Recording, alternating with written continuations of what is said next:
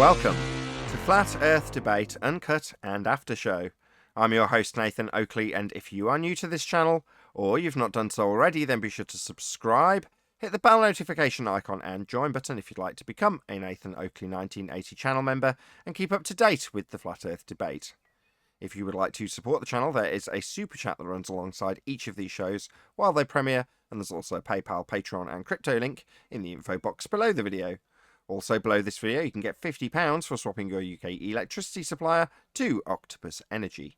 Speaking of Patreon, I'm going to do a quick shout out to all of you who do support me on Patreon. So a massive shout out of thanks and appreciation to Michael Kahn, Patrick Gunnels, Banter, Will Brax, Melby Styles, Troy Shuker, Bosnail, Joseph Pizarro, Samson, Maris, Mobile Max 777, Neo the One, Lost Cat FE, Rob W, Open Minded, Reese Pound, Del West Watson, Mike, Muted, Dick Earth Skeptic, Maria Nealands, Unbelievable Productions, Blue Ridge Ranger, Rob H, The Real Gabster, Windrider, Liam Nedrick Jr., Abraham Mohammed, Naibai, Adrian Quintana, Skeptic936, Life is Short, Fireball X, TheFlatEarthChannel.com, Texas Mike, Edwin Johnson, and David Wayne Foster. So another massive thank you to all of you for supporting me on Patreon.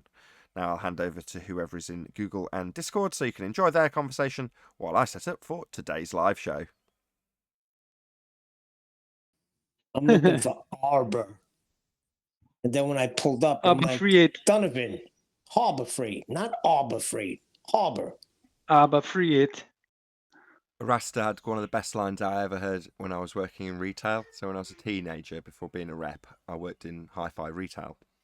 And this Rasta comes in and he says, let me just get the accent on. Because I want to buy hi-fi. I was like, all right, what kind of hi-fi? Because I want to hear the bass, the mid, and the tap. And I want to hear it all separate. It was one of the best lines I've ever heard. Nice. Right.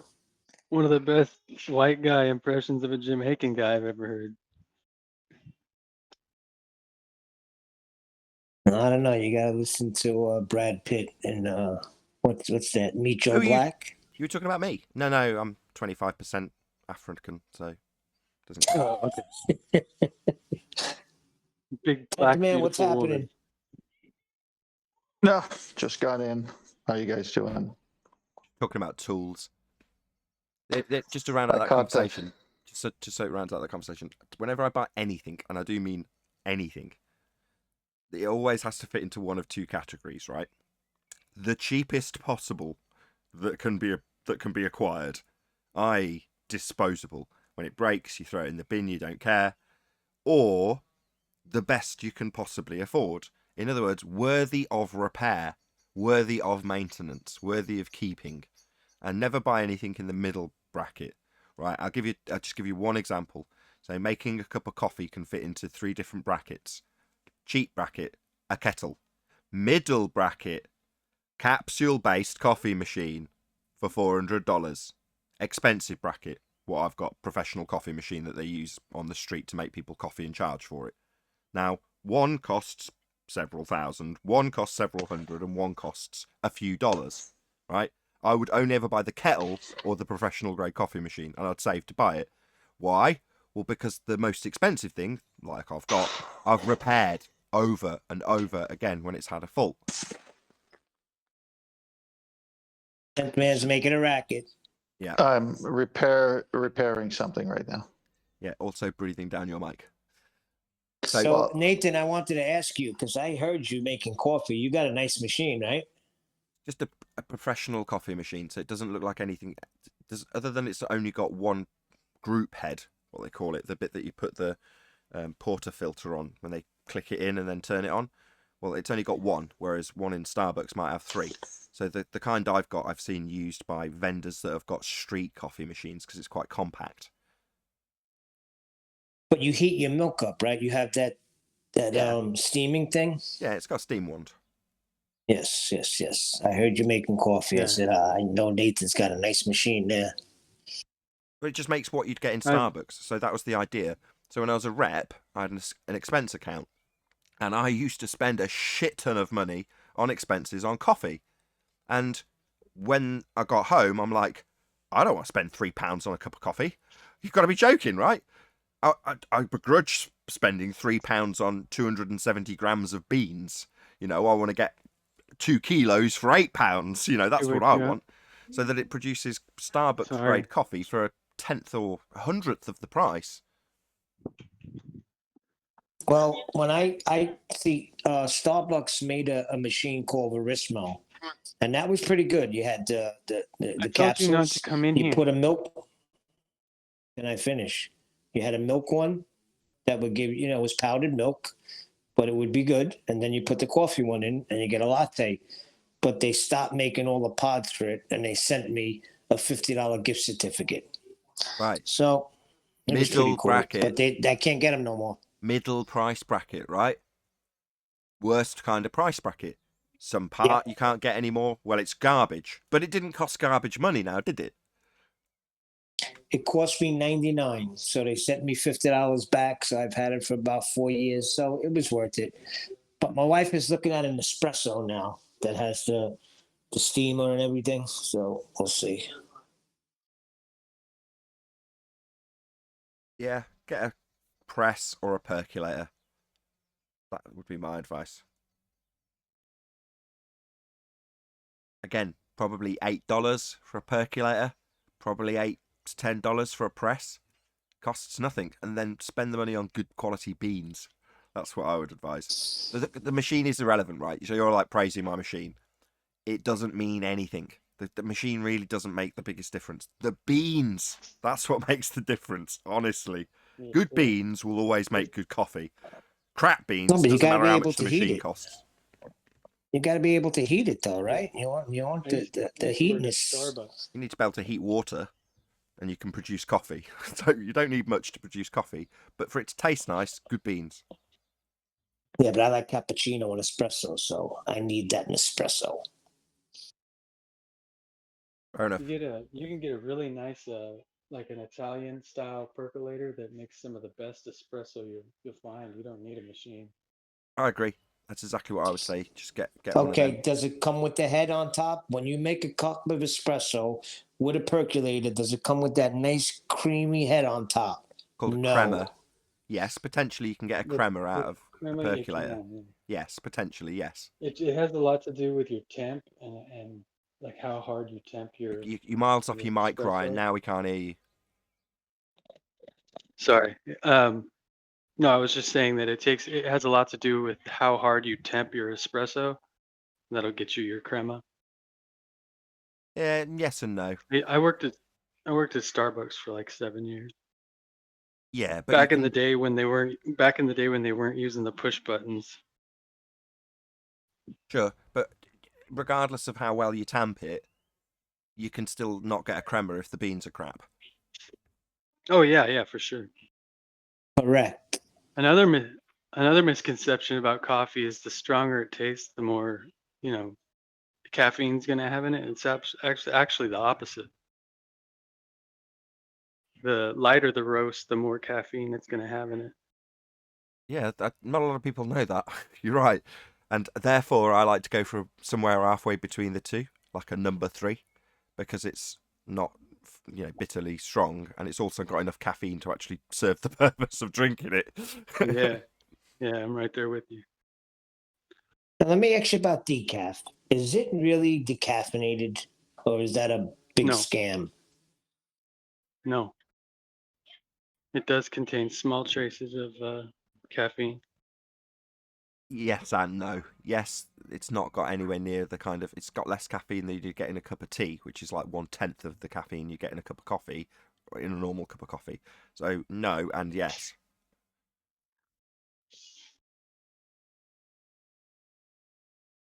No, I taste the difference because a lot of times I would just grab the pods, and when I got home, it would say decaf on it, which would totally mentally take me out of the game.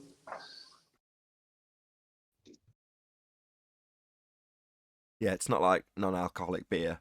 There's certain non-alcoholic beers where I could easily trick people into thinking they were drinking alcohol when they weren't. Caliber. You ever drank Caliber? That's a negative. Okay. Well, I don't drink, so occasionally we'll drink, but on the whole, I never drink. So occasionally someone will offer me a non-alcoholic drink, and I'll be like, yeah, okay, I'll have a go at that. And you know, while I have drank beer, I know what beer tastes like and can compare and tell that with that particular drink, I can't tell any difference.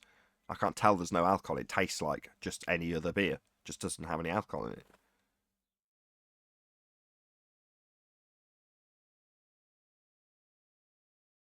It works the other way, doesn't it? If you spike someone's drink, they might not notice there's any alcohol in it. So it works both ways, I suppose. Doesn't that defeat the whole purpose? Non-alcoholic beer or decaf coffee? Not really. I mean, I kind of stopped drinking when I became a rep because of doing so much driving. You never got the opportunity, or I didn't like staying in hotels, so I would always drive home. If I was on the mainland, if I was here in the UK, I just wouldn't stay in a hotel. As far as I was concerned, I can drive back from Scotland in 8 hours if I really go fast. Well, that's easily enough time to get home to my own bed. So that you never have the opportunity presented to you where you drink. Now, a lot of my counterparts would stay in hotels and get shit-faced. And they became alcoholics. So, just goes to show.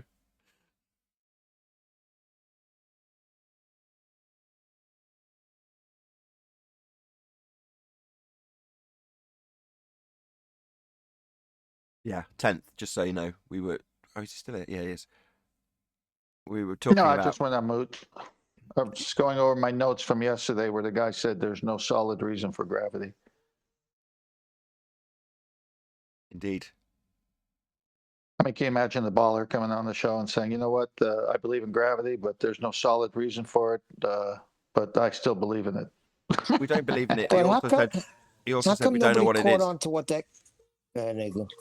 He also said he didn't know what he was. We don't know what gravity is. We know what Yeah. gravity is. But doesn't anybody realize what that guy was doing? Am I the only one? Of course we know, Neil. It's funny how he came right in, though. We haven't heard from that guy in how long?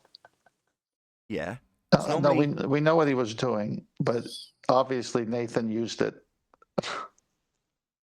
Yes, Neil, there'll be half a dozen potential white knights, let's call them, ready to sweep up any mess that's caused when a normie floats in and says, well, why wouldn't I believe NASA? Well, because it violates the second law of thermodynamics. Yeah, they're going to swoop in because they can't leave that as an ending. Heaven forbid. Needs to be shrouded in confusion immediately. The reaction Neil has is the same as what we did maybe at the beginning, or maybe we still do in some areas, but a lot of people do. And when you have a career in sales, you see it, you figure it out because you're really studying the people business, why people buy, why people don't buy, you know, all those things that come with sales. And instead of looking at these callers, why don't they see it? See, I never asked that question. It's like you get to judge what they do see and what they don't see based on the words that come out of their mouth, which really tells you what they are inside. Well, look at his end result. His end result was talking about peach, and he was being a wise guy. Yeah, I thought he said pics. I said, no, pictures. But then he actually did say peach, which was out of nothing. He just It didn't matter. It didn't matter. He knew what Nathan said. It didn't matter. What he was doing was, let's create a distraction away from me conceding that the sky is not a vacuum, that I don't have a force to hold gas here. It was at the conclusion that suddenly he doesn't speak any English. Correct. Yeah. And that was the lesson of yesterday's segment. When he got, by his own admission, by his own nonsense, cornered, then he had to survive. And his survival tactic was peach. Let's change the subject. Let's act silly to get the light off of me because I'm burning, because I'm losing. Yeah, the ideal circumstance for him is that somebody will latch on to with an objection. So what we've just discussed in the last 5 minutes could potentially be what happens instead of me continually re-summarising the conclusion that he's ignoring and trying to get away from. Instead, we discuss this tactic is him trying to get away from the conclusion. In and of itself, that gets you away from the conclusion. Well, if you remember when he was on before, I think the last time he was on, his end conclusion was, Nathan, you are dumb, and something else. He said goodbye or something. You don't know math. Yeah, he broke it down to an ad hominem, and he did the same yesterday. Right. Whenever he lost, he'd break it down to this is elementary school stuff. You're just stupid, basically. Ad hominem. Rather than if you haven't got a force of down because the gas is going up created at ground level, how can you assert that it's going down to force the other gas up in defence of gas pressure without a container and a sky vacuum in violation of natural law? How do you respond to that when you've just told us the gas is created at ground level? What do you mean by peach? That was the response. Or, this is elementary, i.e., you're an idiot. Well, he also used the famous technique of resurrecting some past person. Well, Archimedes' principle. Okay, just because you said that doesn't mean it's like the law of thermodynamics here. And so it's just like, pulling Newton out of your head and saying, well, Newton, are you disagreeing with Newton? I go, well, Newton even disagreed with what they said Newton said. I mean, here's a quote of Newton saying, don't ascribe it to me. Hello? Truth be told. Sorry, guys. No problem, as long as you're making coffee. So that's the benefit. See, that's why I love Adam on the show. Nothing gets by him. He comes right in and puts it to rest. Well, just even in other things, when someone pulls something like that out of nowhere and tries to say, because of this principle, I'm right, have them define the principle, then look it up. This is why words mean things. And you find out it has to do with fluid displacement, it has nothing to do with the gas.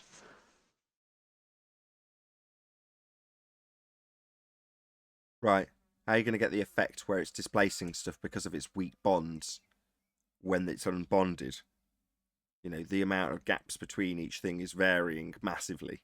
So what? It's going to displace it and the gaps with that principle? No.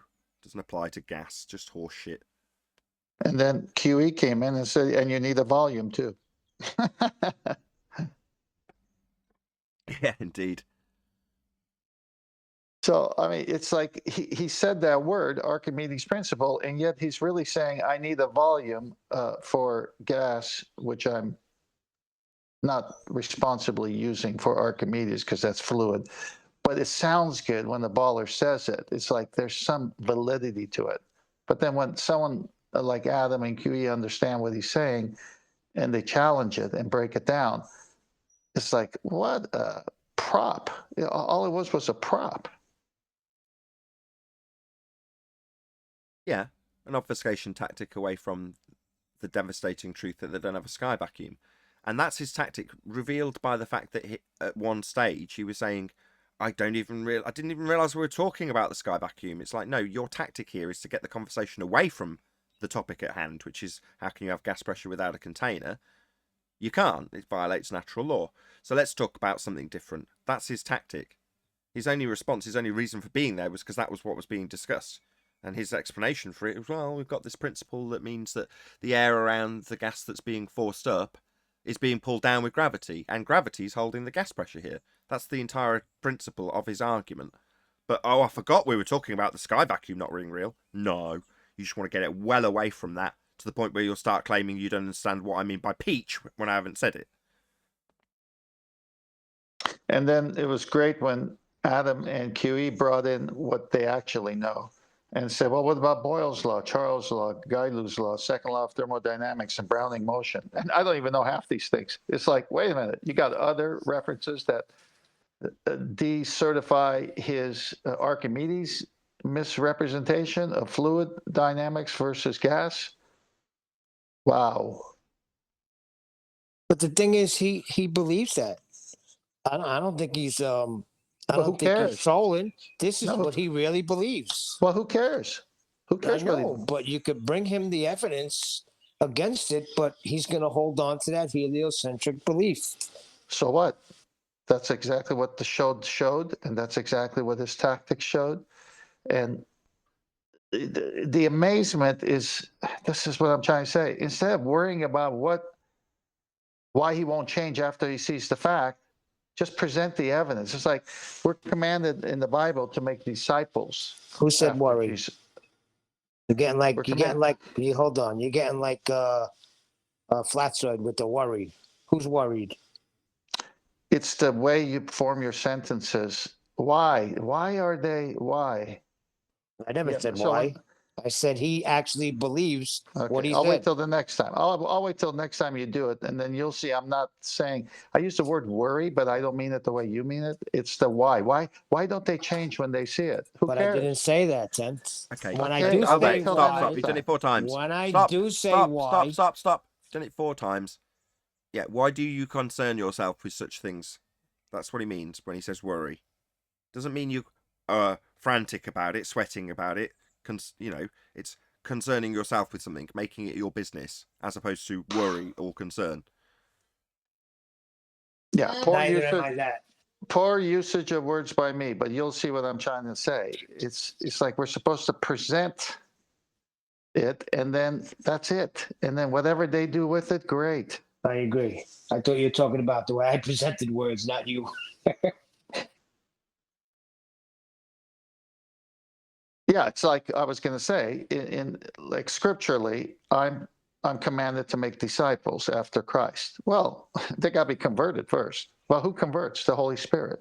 There's no compulsion. There's no management of conversion. Man can't convert man. It takes God to convert a man or a woman. And then once they show faith in Christ, then we are commanded to disciple them in the teachings of Christ. So it's not go into all the world and convert by compulsion, by force, like many religions do, but it's go make disciples after me. Well, yeah, but God, you got to convert them first. Yeah, I know that's the work of the Holy Spirit, not man. Right. Once you'll know when to make disciples of them because They're will hungry. be right. They're hungry. They want it. And that's what I mean with the flat earth too. I mean, you know exactly who's who and who's hungry and who is Yeah. just going to hold on to their religion. Right. The first guy yesterday, hungry, made it clear, I'm not going to speak on the second law of thermodynamics. I'll sound like an idiot. I don't know what it is. Perfectly legitimate answer. And then at the end, his summary statement was, I've come here because I don't know much about the subject and I want to. Yeah, he was. I mean, hopefully you'll do a good segment on that because he was talking both sides of his mouth and it was clear what he was doing. And then boom, here comes Capo Flakes or whatever his stupid name is. Dun, dun, dun, dun, save the day.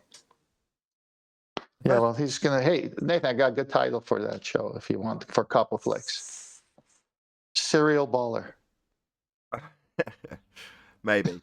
I don't know if I'll trim that out. You know, the 45-minute obfuscation round do-si-do. I don't know if I want that as a separate video. The first guy, I already did. It's already done. It's going to come out, I don't know when, next couple of days. I've already scheduled it. It's called Normie versus Outer Space. And that was the first guy. That was a useful conversation. When the guy swoops in afterwards to take us round in circles for 45 minutes, that's less useful to me. I've been there, done that, published those videos already. Yeah, but if you use that as a teaching lesson for obfuscation, it's perfect. Yeah, I've got those. I've got those types of videos. And the first guy offered something new. His admission that he's here because he doesn't understand the subject, but is intrigued by it and wants to find out more. Now, he also laid out the standard rhetoric as it would be for a normie. Nothing wrong with any of it. In fact, at one point, I apologised to him because I heard him say, I don't see any reason to relinquish what NASA have told me. And what he actually said, listening back, it was neither, but it was close enough for me to not think he was trying to be deceptive. He put it in past tense. I had no reason to disbelieve what NASA told me. Now, because I misheard him, I was like right on him like flies on the proverbial, but I'm not going to focus on that when the guy's saying in past tense, I didn't have any reason to disbelieve him, because most people don't have any reason to disbelieve what NASA's presenting on TV or anything else that they're presented on TV for that matter. Most people are very trusting. That's a problem. It's being exploited, and we're here to highlight that fact. But he doesn't know that until he knows it. Not only that, he also knew the level of his own limitations. I don't know enough about thermodynamics to argue, so I'm not going to. I'll just look stupid. And he's right. But by saying that, it made him look a lot smarter. Yeah, that was radio guy voice. He was terrific. But the Spaniard came in, and it's two different things. I mean, I already put it on my notes that this is a good one to go back to if you want to show someone how people come in and obfuscate white knight and how they get cornered. And then when they can't answer a question, they say peach. Sure, I know what you're saying, and I did listen to it in its entirety this morning. So I knew I was going to trim out the guy with the deep voice. I knew that instantly. So as soon as the show finished, I started editing that, and it took a long time. I don't know why it took so long to edit that video, but there we go. It did. It took a long time. It took right up until almost before I went to bed. Anyway, meaning I didn't have any time last night to go back and look at the one with Copo Flakes, but I did this morning. It was the first thing I did. So I went back, I listened to all of it, and at the end of it, I had no desire to republish it. And that is all I go by. I watch it back and go, yeah, I could definitely get into sitting in front of this for 4 hours editing it, and then I definitely want to watch it 3 times once it's been published, and I definitely, once it's been watched 3 times, published and is all okay, want to sit through it with an audience. I didn't get any of those emotions or feelings about it. The guy before, however, I thoroughly enjoyed editing it, I thoroughly enjoyed publishing it, and I will definitely sit through it when it's published to an audience. Yeah, that's fine. I mean, show 1437 for the future for anyone. If you want to see how they obfuscate white knight and say peach just to get out of when they're cornered, that's the show.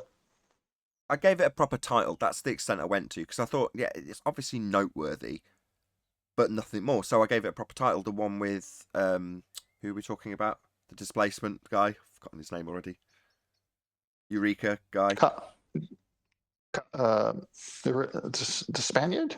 No, the guy who was talking about with the principle where you displace stuff in water to get its density. Oh, for God's sake. Archimedes. Archimedes. Oh, gotcha. I gave the show an actual title. So typically most of them just Flat Earth Debate or Flat Earth Debate Uncut and After Show. That was Flat Earth Debate Uncut and After Show, the one with Archimedes. So it got a full title. Got it.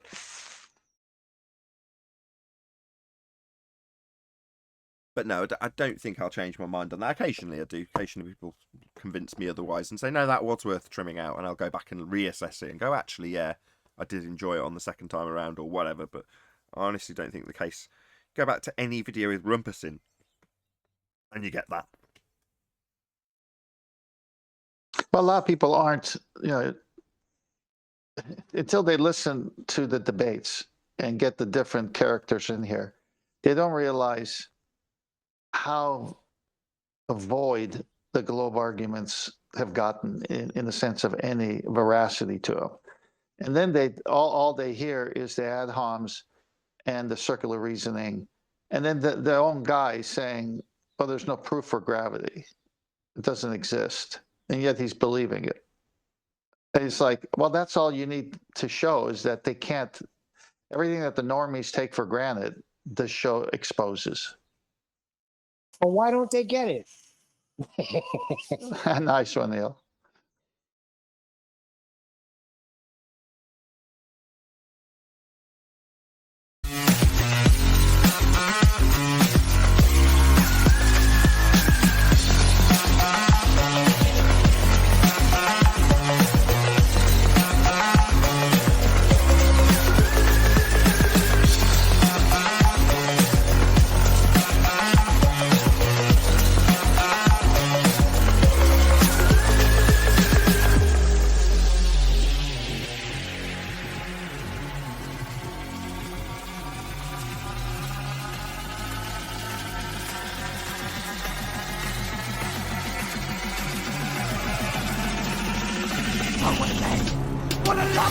Welcome to Flat Earth Debate Live. I'm your host, Nathan Oakley, and if you are new to this channel, or you've not done so already, then be sure to subscribe, hit the bell notification icon and join button if you'd like to become a Nathan Oakley 1980 channel member and keep up to date with the Flat Earth Debate. If you would like to support the channel, there is a super chat that runs alongside each of these shows while they are live, and there's also a PayPal, Patreon and crypto link in the info box below the video. Also, below this video, you can get £50 for swapping your UK electricity supplier to Octopus Energy. Most importantly, if you'd like to join the discussion, simply mute the page you are currently watching, Then click the link in the info box below this video to join the panel and express your views on the nature of Earth. If you do join, please don't swear. If you do, you'll be ejected, and if you are, please don't try to rejoin the stream using stock accounts. You'll be warmly welcome back on the next stream. Please also share the show on social media. Sharing the show obviously increases the live audience, but this in turn increases the chances of a more diverse panel, so please share the show on Facebook and Twitter. One last time, if you're new to the channel, or you've not done so already, how dare you, then be sure to subscribe, hit the bell notification icon and join button to keep up to date with the Flat Earth debate. Now, we are joined by 10th Man, Neil, and a whole bunch of people in Discord, so welcome one and all. Morning, morning. Hey, Hello. good morning. Good morning. Good morning, good to have you all. Pleasant day that it is. Any evidence that you can have gas pressure without the necessary antecedent of a container to press upon? None whatsoever, Nathan. They can't demonstrate it. And so obviously we have gas pressure here on Earth, so we must be contained. What do you think, Corpse? He's in here again today. Yes, I am. Good to have you. We were singing your praises in the pre-show. I don't know if you heard. Yeah, I was here for that, I heard. Okay, I should have been paying more attention. I'd have probably said something nasty just to prep you in case you decide to take that out. You shouldn't. Don't take it as the wrong way. Don't take any liberties just because we were nice. Probably. I got a compliment for him. He should change his channel name to Radio Guy Voice. Anyway, any scientific evidence of gravity?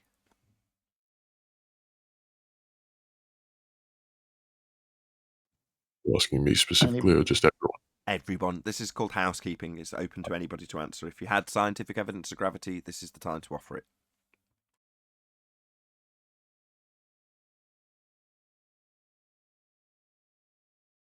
Just what they give us in the books.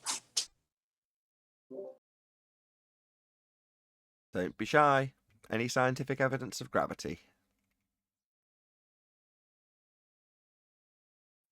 Nope. Any single viable hypothesis from any of the fields of astronomy, cosmology, or astrophysics? What about the Cavendish experiment? Tell us all about it. Yeah, the experiment to determine mass attracts mass. Yeah, do you want to tell us about it? That's about as much as I know. I don't fully understand it, but that isn't that supposed to prove gravity? Okay. Mass attracts mass. Correct?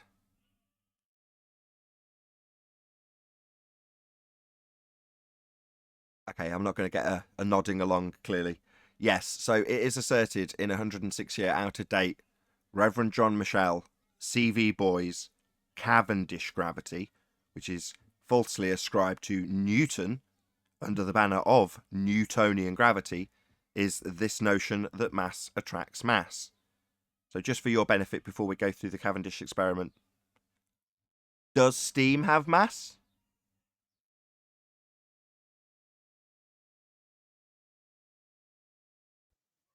Well, I'm not actually fully sure.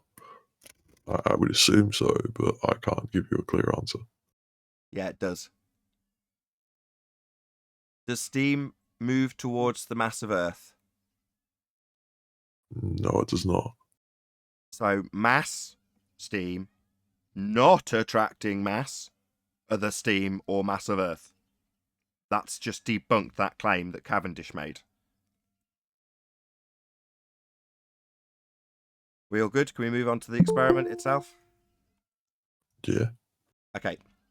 When the word experiment's used, what do you believe that actually means? Hello, Arwin. Hello. Hello, guys. Bear with us. We're just in the middle of something. Okay. Do you know what the word experiment actually means in scientific terms? Sort of like a test, not in scientific terms. No, I could not give you that. Test is close. It's a specific type of test, though. No, a hypothesis No, test. It's okay. Yeah, Hypothesis test. test. You ever heard of that? Hypothesis?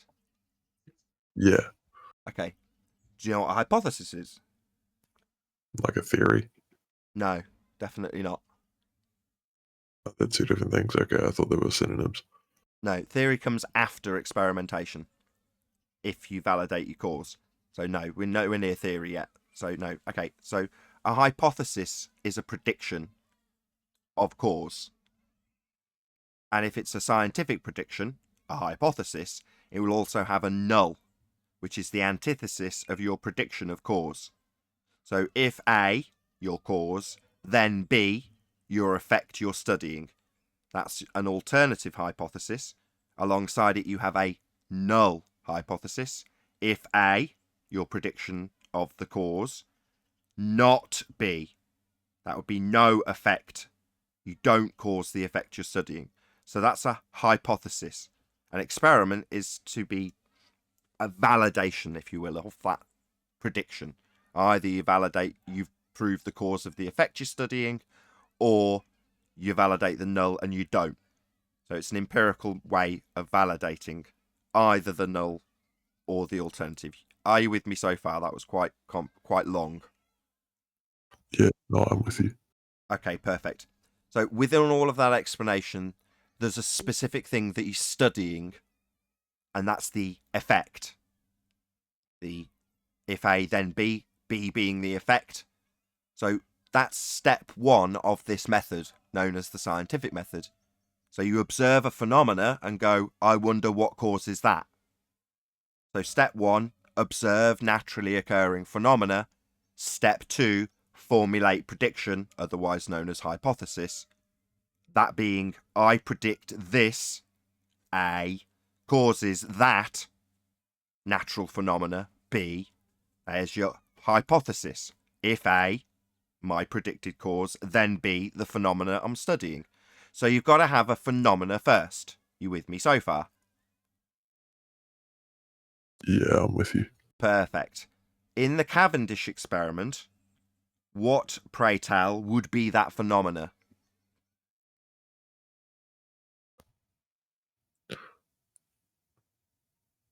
You've got a point. Well, I would say that things fall. Sorry, steam falls, does it? Okay, solid objects fall. Okay.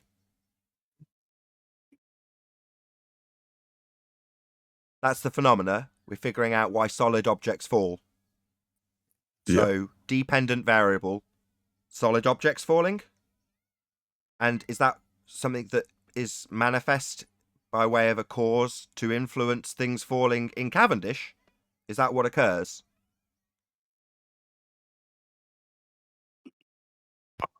Didn't quite follow what you meant.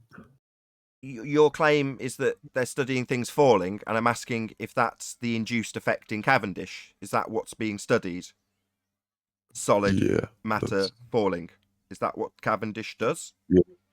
He's trying to figure out, at least, he's trying to figure out why things fall. And that's the studied phenomena, is it?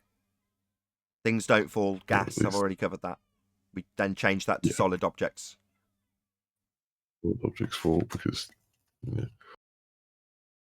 Yeah. So you're saying the phenomena in Cavendish is objects falling? At least that's what I would assume it is. Okay. There aren't any objects falling in Cavendish. You realise that, right? Yeah, there's two little weights that spin around on a torsion rod towards bigger things that are heavier. And that's the natural phenomena of things falling, is it? That sounds very different to things falling. I'm confused. Maybe you're confused. I'm not really confused, but I'll pretend I am. I think I'm probably just confused, but I'm pretty sure he's trying to prove that mass attracts mass, being the bigger mass attracting the little mass. Okay. So little mass, steam, big mass, earth. That happens, does it? That's something we observe naturally happening, is it?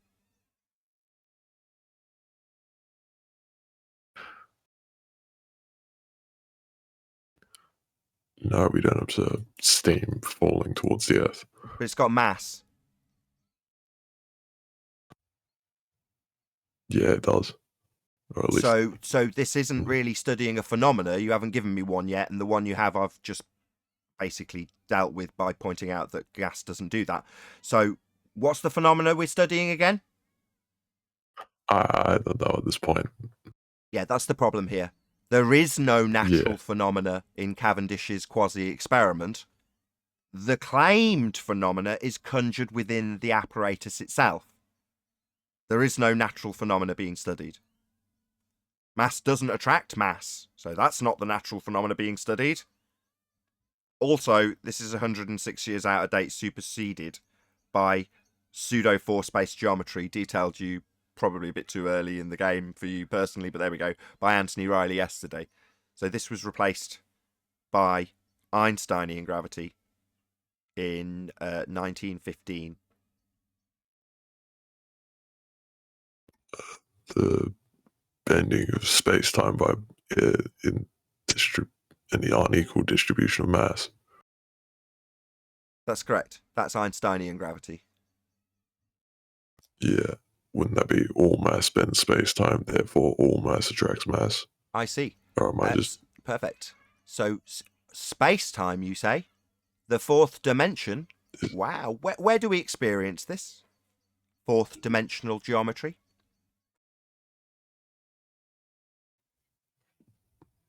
I don't know. Sorry, you were just inferring that mass would attract mass because that's how it's detailed in pseudo-Riemannian four-space geometry. Well, obviously, if it's happening in four-space geometry, we can experience it there, can't we? It wouldn't happen to be a made-up place that doesn't exist now, would it? No, surely not. Surely this Einsteinian pseudo-Riemannian four-space isn't a sham, fraud, fake, and all those other words that pseudo means.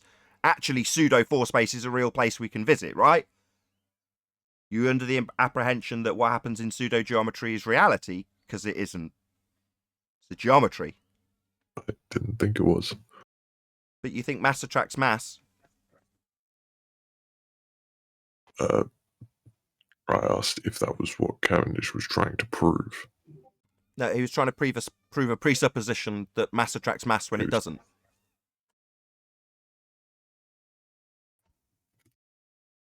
But rather than going out and seeing the phenomena and going, wow, I wonder why that mass is attracting that other mass. That's not what happened. There was no phenomena to study, so it's conjured within the apparatus. They say mass attracts mass, and then they show you what they say is mass attracting mass in a gizmo. But where do you observe mass attracting mass in nature? You don't.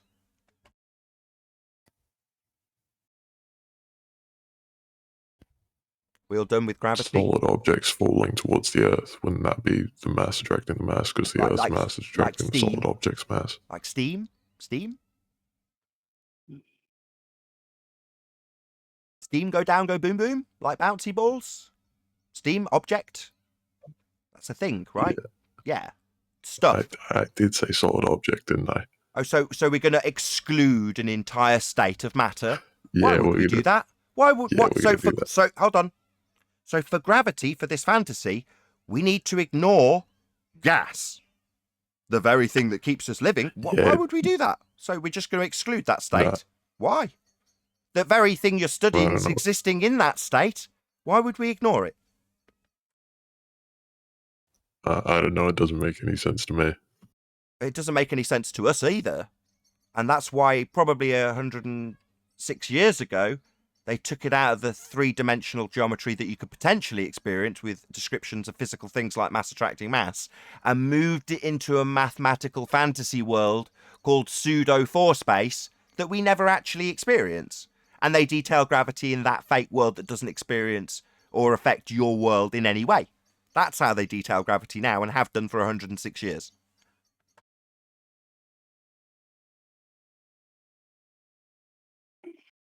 There is no gravity. It doesn't exist. It has no bearing on your life. Things going down. So what? Other things go up. Mass doesn't attract mass. You'll never observe it in nature. And pseudo-geometry doesn't exist in reality. That's the end of gravity. There is no such thing. Then I have a question. Then why do things fall? Like steam. Like steam go down, go boom boom. Should we keep going around in this circle 5 more times? Steam's a thing, isn't it? steam's a thing, isn't it?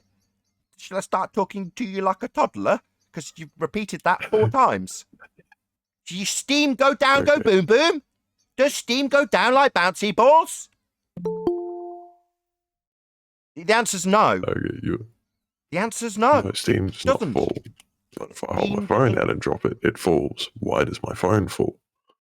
And why does the steam go up? Gas, meanwhile, expands in all directions. Yeah? Now, this geometry, did you say space-time? Because that's space. A vacuum that they're describing that geometry in. And we'd all be dead if that was real. Now, fortunately, as I've just explained, pseudo-4-space geometry isn't something you inhabit. So it doesn't really matter. It's a geometry that you don't exist in. So this whole gravity thing is nonsense. Asking me why things fall to the ground and me asking you why gas falls like bouncy balls, it doesn't. Yeah? And for that space that you're asking the question within pseudo-4 space, that's a vacuum of the sky, we'd all be dead. We wouldn't have any gas to breathe. So excluding it and saying, well, no, gravity only applies to the solids. Your friend yesterday that followed you wanted to argue that it applied to gases, though, didn't he? He spent 45 minutes straight arguing that Archimedes' principle applies to gas. So while you're saying, no, just solids, they definitely want to apply it to gas, even though it definitely doesn't. Doesn't apply to anything, it's not real.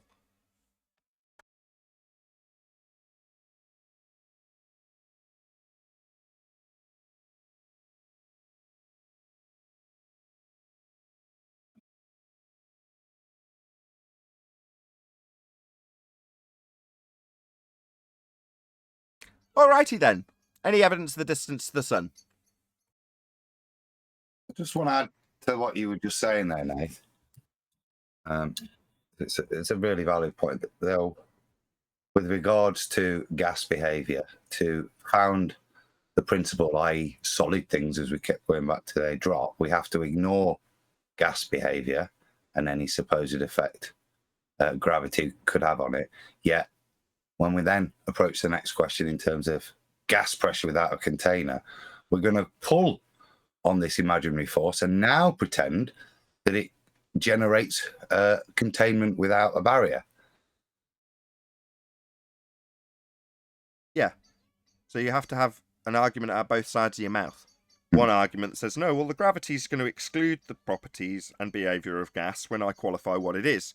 But then once I've qualified with it without using gas, what this does, and don't experience in nature in any way, shape or form, I'm going to superimpose that effect onto gas as a get around for gas going up. I'm going to pretend they've got like little springs on them. Any old crap explanation that uses their gravity force that doesn't apply to gas to apply it to gas so that they don't stop breathing in a heliocentric fantasy world with a sky vacuum. Nathan, he also maybe needs a little explanation on relative density disequilibrium for the hammer. So he said, why does the hammer fall? Agreed. Because he picked it up and dropped it. That's be why it fell. Till he interfered with it and took it out of equilibrium, it was fine on the floor, wasn't it? And he picks it up, puts loads of energy into the system, and then lets go. And with no other form of arrest, the hammer will return back to its natural equilibrium from which he took it out of. See, I don't- Thank you, Adam. Why do things fall? Sorry, go ahead.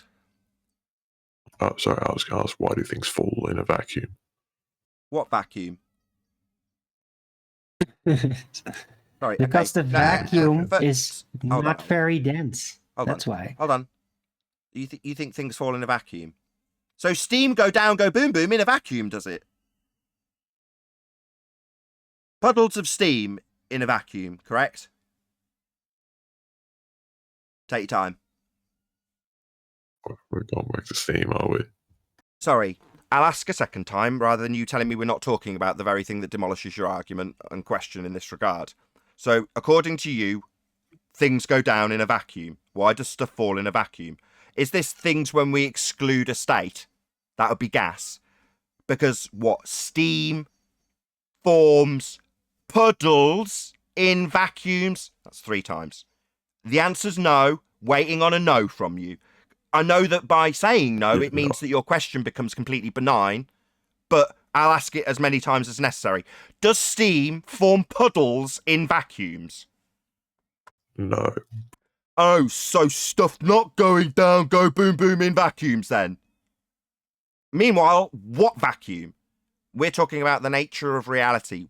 Is there a natural vacuum that we can experience this in for it to be a phenomena to science? What vacuum? Yeah. What vacuum are we talking about?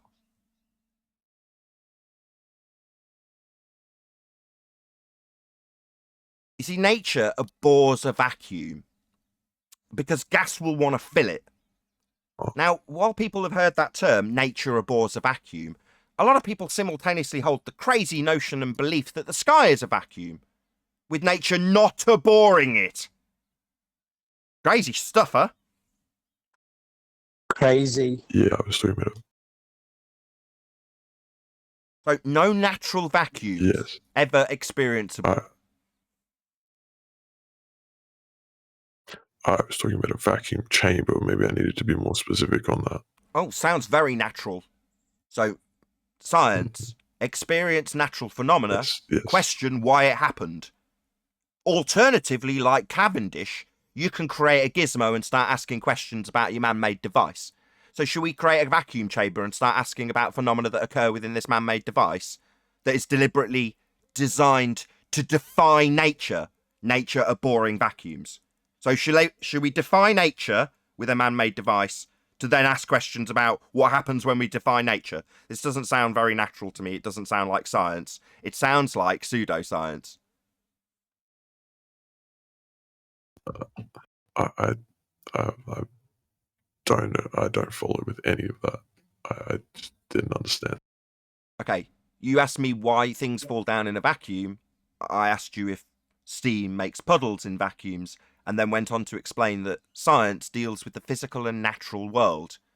That would be not balls suspended on torsion bars and not vacuum chambers. They are not natural phenomena and not open to scientific inquiry. This would be a technology question. Definitely outside of the remit of this show. Not interested.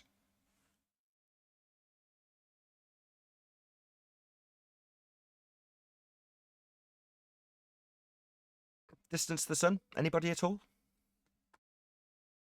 It's over there. What is the sun? I can't see it today. I went too cloudy. So Anyone see the moon yesterday? It was absolutely beautiful.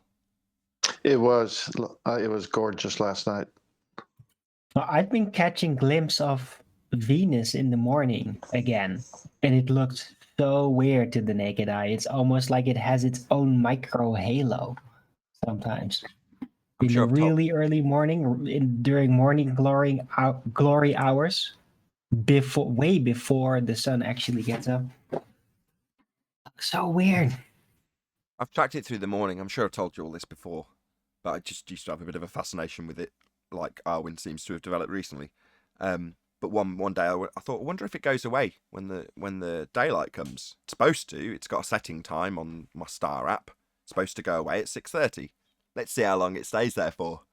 And I sat there till about 10 o'clock and went out to my local Tesco car park because it's a nice clear area. And I'm sat there looking up. It was right above me. It was really high in the sky. And I remember looking at it and losing it because of the cloud coming and going, losing it through cloud cover and saying, just keep my eyes focused on that bit of sky. It'll reappear if I just keep looking. And it would. Clouds would clear and there it would be. And until it got beyond the point that I couldn't see through cloud cover, it was still there all the way through the morning, long after they said it should be gone, should be set, or whatever they say in the star app.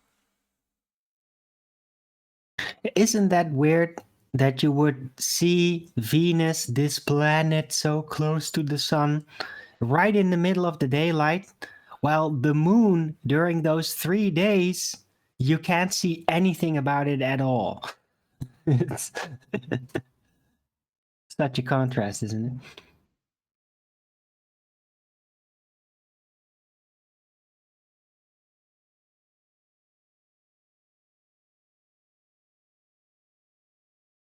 We move on with housekeeping. Any Yeah, evidence? sure. Any evidence of axial Yes. rotation? Well, of course, I'll leave a massive pause. Go on, Arwen. Go ahead. Me? Yeah, I left a huge pause, making sure no one Um, else got anything to say. I start asking the question, you start talking. Of course. Me? That was somebody else. I think that was me. I was just gonna say they all do that. They try to separate gas from solid and claim that everything works differently. Just solids go down, but they don't account for gases. Until you ask them how gas is here in violation of the second law of thermodynamics, and then they say that gas has gravity acting on it. But it Yeah, does, but Nathan. It's moving in all directions, but it's simultaneously accelerating down. It's a violation of the law of non-contradiction. You can't both be moving up and moving down simultaneously. You know, they're net Nathan, It's not can effects. you- moving up, it's accelerating down while Sure. it's moving up. Yeah. Ugh. Violation of the Nathan, elastic can you collisions. repeat that? They actually experience elastic collisions, so there's not any loss of energy. But yet they're inferring that as they go up, they've got the effect of gravity pulling them down to the point that they stop, turn around, and come back again. It's absolutely absurd. Can you repeat that part with nature abhors a vacuum? How you explain that? Well, gas fills any availability volume that it has. It's free to move in any direction. Hence, if you've got a small puncture in your tyre, the gas that's bouncing around inside it will hit the tyre, it'll hit the rim, it'll hit the tyre, and then it might hit the hole and vacate the tyre, right? Well, the same is applicable in reverse, right? If the tyre had a very low pressure, if you squeezed all the air out of it, you'd still have it equalise to normal pressure, because any pressure on the outside of the tyre will eventually, at some point, hit the hole and go through, equalising the pressure. So it works both ways. So you're never going to have a situation where entropy doesn't take effect, where the high pressure isn't trying to equalise out the low pressure. That always occurs. Ergo, nature abhors a vacuum. Thank you. You're never going to find a natural vacuum. What? Go on. Excuse go me. You don't actually, according to the definition of gas pressure, you don't actually need a container to have gas pressure. Oh, really? Yes. What definition would that be?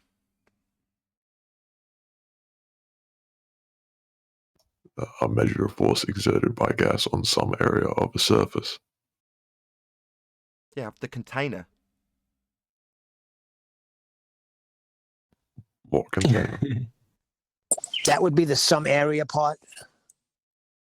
Like the ground. Yeah, gas doesn't Correct. have a surface. Hold on, guys. That would be the container surface. Sorry. You're saying you just need a single surface. Yeah, in order to have it, that's what a measure of force exerted by gas on some area of a surface is the definition of gas pressure. I see. So you're saying if you've got a surface, i.e. if you've got a barometer, you can measure a pressure, but a barometer's not a container, it can measure the pressure. How'd you get the pressure in the first place?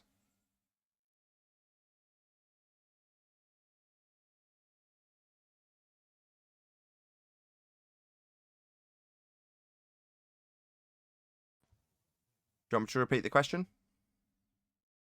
Yeah, please. How do you acquire the gas pressure in the first instance?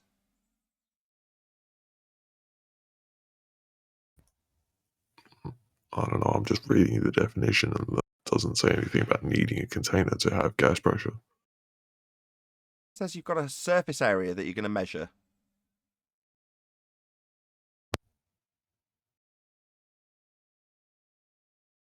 I think he's stuck with the word surface. Let me ask him another way. I have a propane tank here. It's 500 gallons. I fill it each year. If it only has a bottom and no sides or a top, do you think the propane will stay there?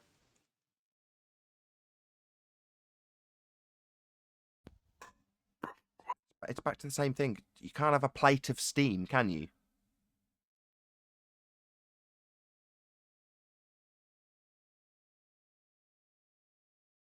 The reason we have gas pressure here is because we are contained. It's an antecedent consequent relationship. Can't have gas pressure without a container. I mean, yeah, you can. Hang on. Oh, If you excellent. take a fan, if you take a fan, Stop. I can Stop. Sorry. Take a fan. So you're going to blow Yes. Hang on. existing gas pressure that you already have. Where did you get that from? That was my question originally. Where did you get the gas pressure from in the first place? So you're going to blow existing pressure around. So you've already got the pressure. Where did you get that from?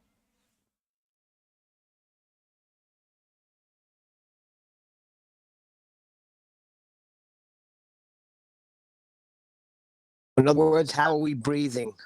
No. If you're going to move around existing gas pressure, how has that been acquired? How have you got gas pressure in the first place?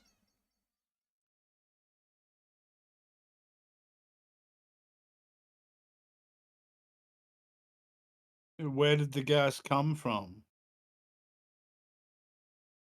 What? No, He's saying, where when did the you gas come press from? on gas, We're you asking the guy. effectively Just let it press be on the silent. container. Bloody hellfire. The guy's asking the questions. If he's quiet, fine.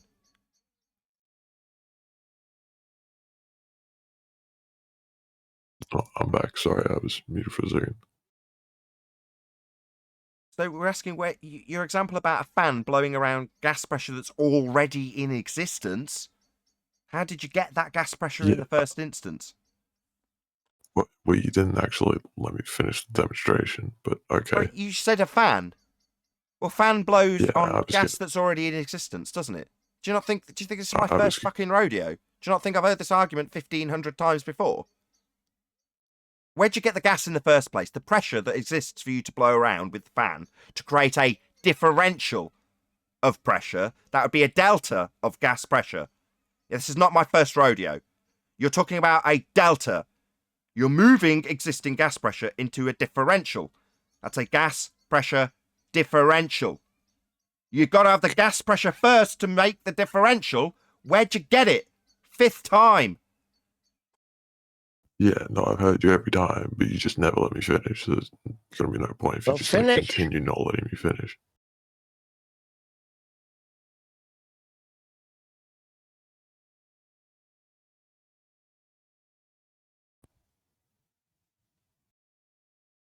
Do you hear that massive silence? That was us waiting for you to tell us. Silence. Shut up! I You stupid dumb fuck!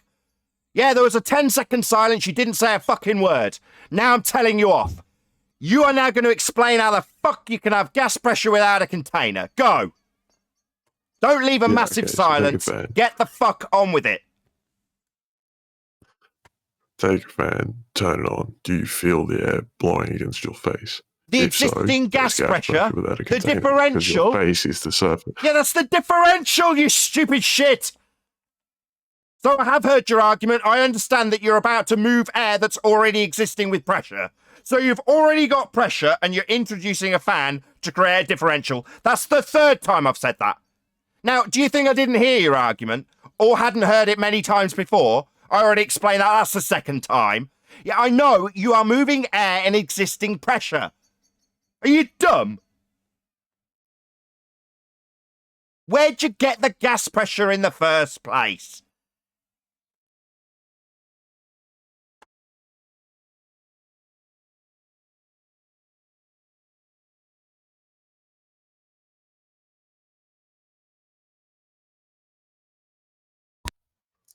Yeah, this is going to go around in circles forever. What, me asking a question you haven't answered? I ask, where'd you get the gas pressure? The very question, how can you have gas pressure without a container? That would imply that you've got to show me gas pressure. You're saying you don't need containment. You can bring steam on a plate. So I say, okay, are we going to get an answer to this question or aren't we? And you say we're going to go around in circles. No, you're just not answering me. Where'd you get the gas pressure in the first instance to be able to move that existing gas pressure around with a fan? That's a delta of gas pressure. 5th time! You're going to tell me going around in circles when you're just not answering? And answer 4, you require containment to have gas pressure. The pressure is the force exerted on the walls of the container. Without the container, there can be no pressure. So your existing gas pressure here, because there must be containment. Yeah, I was going to explain how you can have it, but you kept cutting me off and then just Oh, raining my over the top bad. of me. So Okay, you didn't tell us. continue doing that. Oh, you were about to explain. My bad. Don't let me All right, get in your but way. let me finish. Go ahead. How can you have gas pressure Okay, without a container? take a Show us. pen, turn it on. I mean, literally do that. Now stand in front of the fan. Do you sense air blowing on your face? That gas, air, pushing against the skin of your face, area of surface, a simple empirical evidence, precisely conform to the definition of gas pressure, no container needed. Sorry, you've given me a delta of gas pressure by moving existing gas pressure that was already existing around with a fan. That's the 6th time, you complete idiot. In order to move that gas pressure around... Shut up. In order to move that gas pressure that's already in existence at the beginning of your example around with a fan, it needed to already be in existence now, didn't it? There was already gas pressure before you came along with your fan. So, answering a question about how you create a delta of gas pressure doesn't explain where the gas pressure that was already there before you turned up with a fan was in existence from.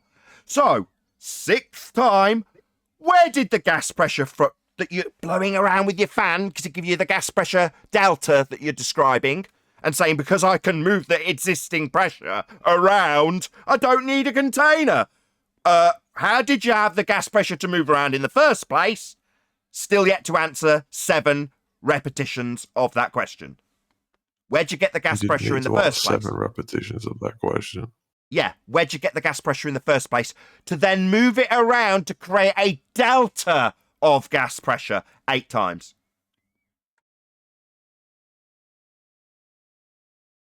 Do you know what a delta of gas pressure is? I give up at this point. You don't. There's no point to this. You don't know what a delta is. You don't.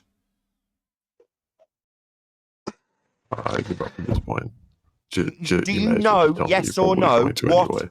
Do you know what a delta is? You may as well just tell me. You may as well just tell me you're probably going to either way. You're just muttering through me every time I talk now. So, do you know what a delta is, yes or no?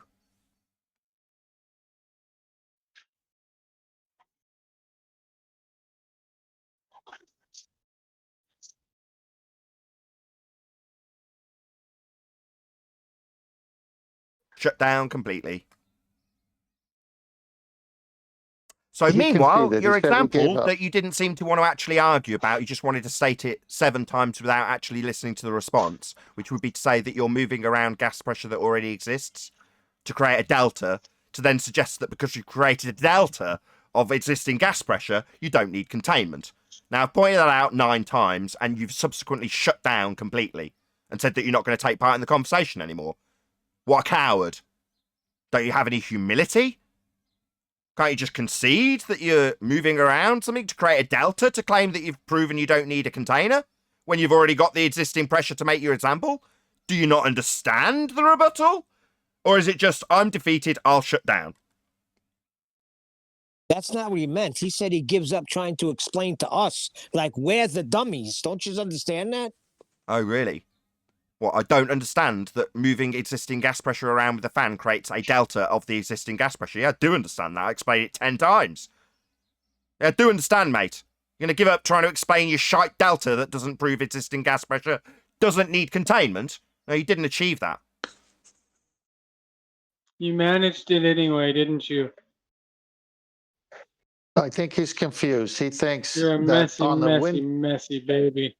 I don't know what we're going to do with you. Maybe we might just have to put you in a picnic basket, cover you up, who is this? drop you off at some stranger's house. Is he hot micing at a furry convention or something? Sounds strange to me. What's going on, Ryan? the guy doesn't understand 14.7 psi. He thinks that when you turn on the fan, much like a day when the wind is really howling, but he doesn't realize that when the wind is not howling, you still have 14.7 psi of gas pressure. He thinks the fan causes it. Yeah, I'm going to take this existing swimming pool full of water and I'm going to put a turbojet in it. And I can say, yo, check it out. Because I've got a turbojet in the water, I've proved that you don't need the pool. Because look, jet of water. It's like, no, that's a delta of the water that's already contained for you to move it around with a jet. No, it's not. I've made a jet of water, therefore you don't need containment for the pool. What crap argument. I think now's a good time to explain if the Earth was a sphere. What if the Earth was a sphere? We'd have no gas to breathe because all of it would have dissipated into the sky vacuum. That sort of explanation, Neil. Yes. Yeah. If the sky was a vacuum, the gas we breathe would fill the space.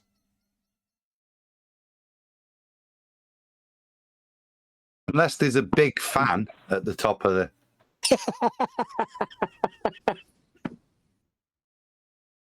Well, he didn't do that argument that good at all. Like, I mean, he's still going to lose, but it sucked. Yeah. Well, there's I that thing presents again very with well. bad definitions. Well, if he was any good at it, he would have said that all you have to do is increase the available microstates of an inertial vector. I'd still have the same exact question to him. How many available microstates has outer space got, John? Well, I said he was still going to lose, but Fair enough. there's a few more points argued between there and here.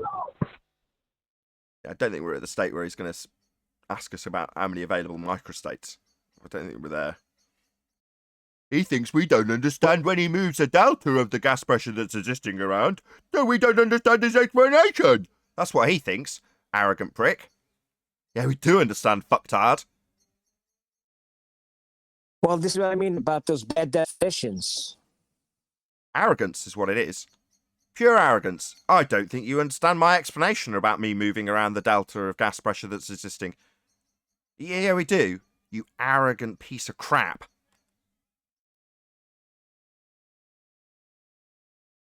Doesn't NASA have a definition about gas pressure? The force a gas exerts on the walls of its container. NASA. Yeah, that's their definition.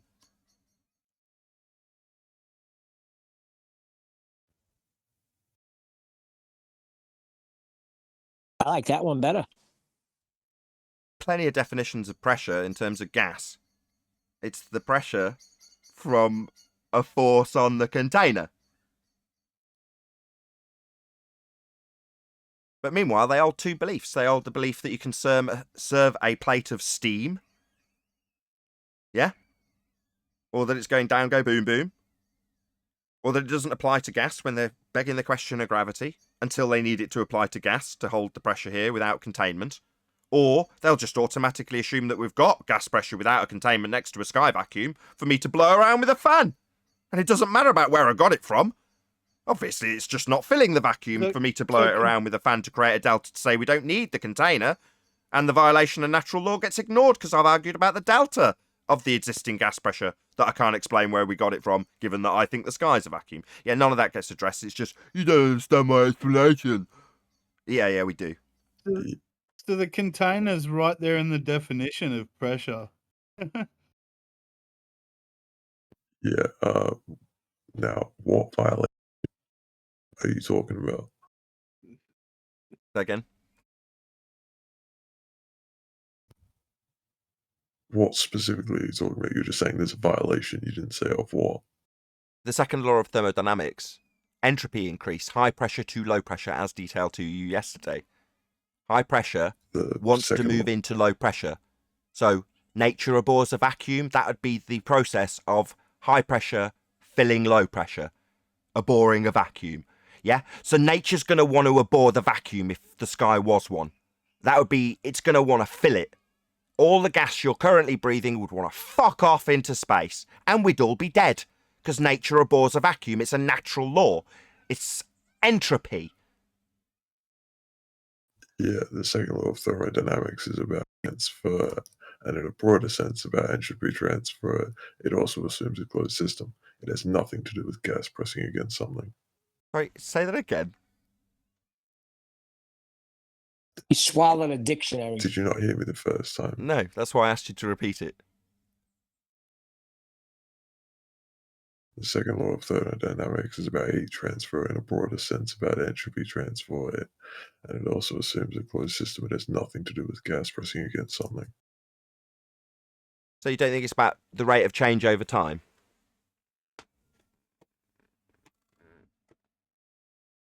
Pardon? Did you not hear me the first time? So you disagree that it's about a rate of change over time. For example, the change from a high pressure to equalization. You don't think that's second law of thermodynamics in action, change over time, entropy increase, high pressure gas filling low pressure areas.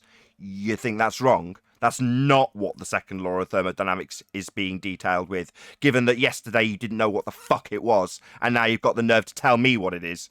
Really? The arrogance is off the scale. Within 24 hours, you think you're a thermodynamics expert, do you? No, but like... So why are you 30 telling me that's not what thermodynamic laws in this instance say then? Why are you telling me this? You arrogant prick.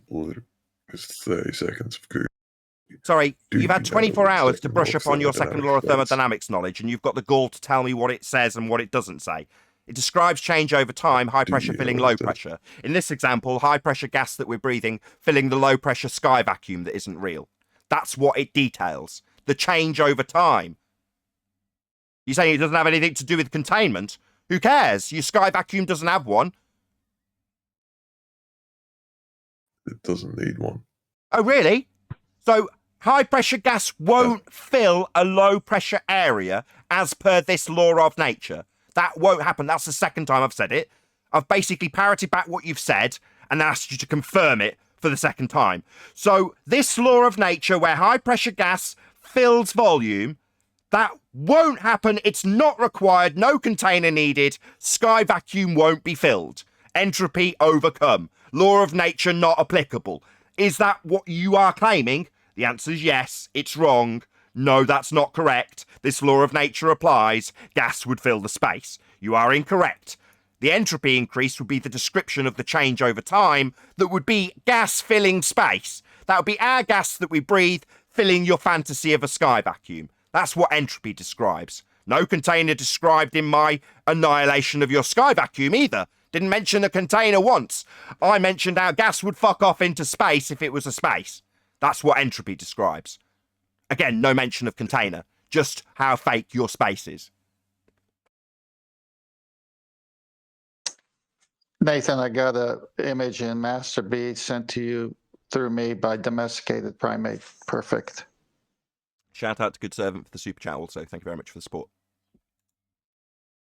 Did he say that the containers, who second cares? law of thermodynamics doesn't apply to fluids?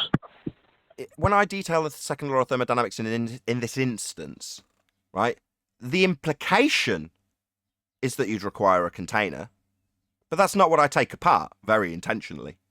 I point out that space is fake, because within the description of entropy, you can definitely have the free expansion into that volume described with entropy. It's a law of nature. Nature abhors a vacuum. Yeah, it's gas filling space. Did you hear me mention a container? No, I definitely didn't. So who cares? Meanwhile, space is fake. It's a violation of entropy law. It doesn't, but okay. So gas doesn't fill space. Third time.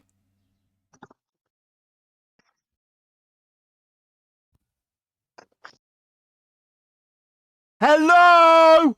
So it's not violating it. Well, gas doesn't fill space then, as per the description of entropy. Fourth time. Yeah. Yeah, gas doesn't fill space. No, that's the law of nature that describes it filling space. What kind of an idiot are you? Surely your 24 hours of research into the second law would have served you better than to make such a glaring error as to describe gas not filling space not being a second law violation. Wow, it seems like you've got a really rudimentary understanding of this law you've only looked at for the last 24 hours. What a shock.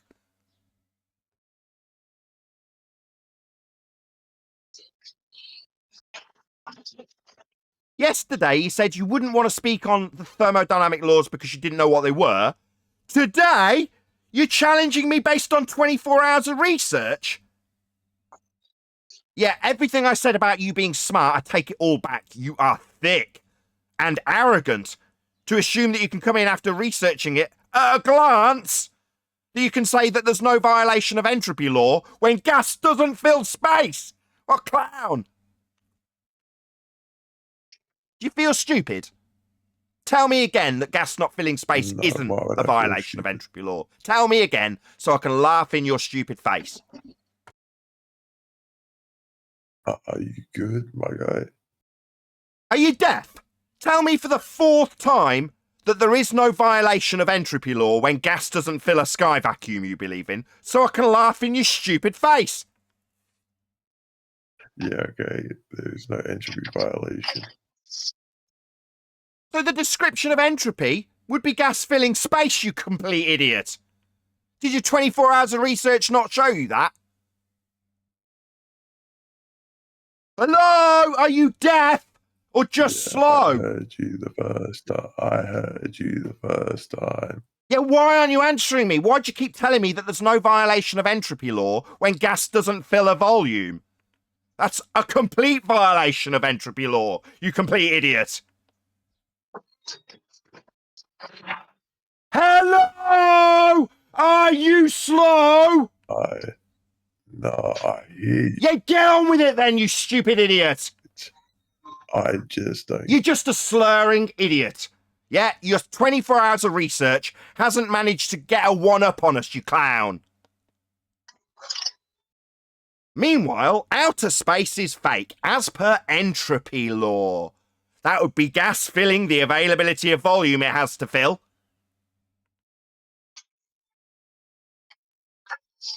Right, your arm working.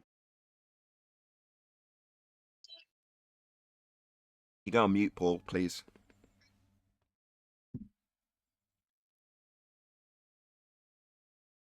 Did he say in his definition when he said second law of thermodynamics is it only works in a closed system? Is that what he said? No, I didn't say that. Sounded like he denied there was no fluids at all. What did you say about closed system when you were repeating something? Can you repeat that, please? Yeah, I say generally it assumes there is. I couldn't make that up. Please say it again. Yeah, I said it assumes there's a closed system. It doesn't say it needs a closed system. So if we're not a closed system, you don't think the gas would just fill the available volume of space? You don't think that? It tries. It doesn't have enough energy to reach that far. And can you demonstrate for us how that works where it can't fill it? Can you show us gas not filling available volume? I don't know about the. No? Can you demonstrate a sorry, can you repeat vacuum the next to question? gas pressure? Can you demonstrate a vacuum next to gas pressure and then that gas pressure not filling the vacuum? Can you demonstrate that? Of course he can't. He's already conceded this. So can you show us a puddle of steam? So it's not filling the vacuum. No, of course he can't. Gas fills space. He can't show a puddle of steam in a vacuum now, can he? Yeah, obviously gas fills space. Oh, really? But you've just told me that gas not filling a sky vacuum doesn't violate natural law. So obviously gas filled space. Yeah, you just debunked outer space, mate. not. Yeah, so outer space is fake. Gas fills space, doesn't it? So gas would fill space then, wouldn't it? Yeah, space is fake then. Gas would fill it, Yeah, like you just... CO2 also doesn't fill the space. You don't question that. What, sorry? CO2 doesn't fill the space either. Yeah, it does. It's a gas. Really? So you're trying to tell me you're breathing CO2 right now? You're not breathing oxygen? We are breathing an isotropic, inhomogeneous mixture of gases. All mixed up because they're completely unbonded.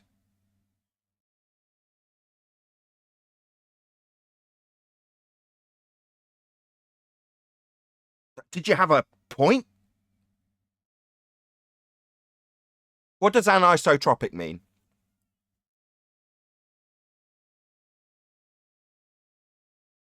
Yeah, I just don't think you understand what we're talking about, Thicko. I think you've come here with your 24 hours of research into the second law, and you don't really understand any of the words we use Yeah, here. I only You're needed basically 30 stupid. seconds to know. And your stupidity is now leading you to interrupt me pointing out just how stupid you are. What does anisotropic mean?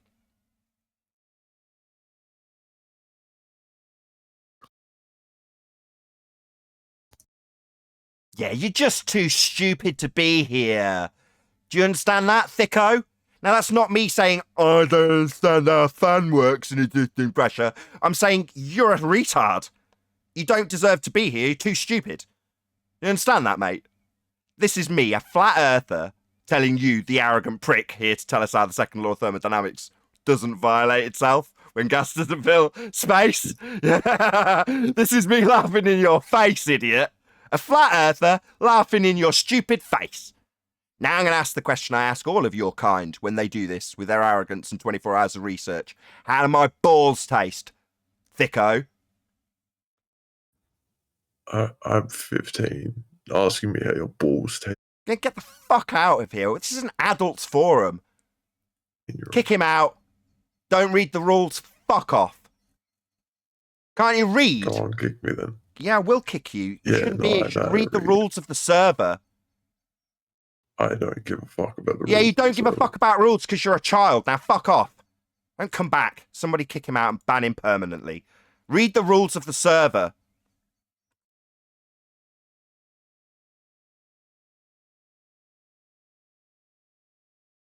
Yeah. He's a liar. He's not 15. Who cares? You're If he kidding says me. he's a 15-year-old, I don't give a crap. He's breaking the rules of the server. He's not breaking any YouTube rules. He can be here at 13. But he's breaking the server rules, so sod off.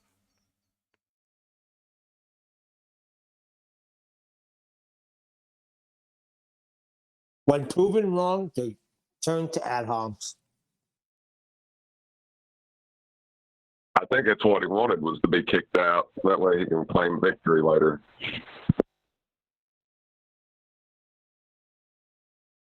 Any evidence of a self-perpetuating molten iron core at the centre of a presupposed spherical Earth? No.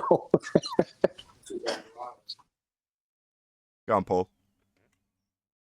I recognise that background noise.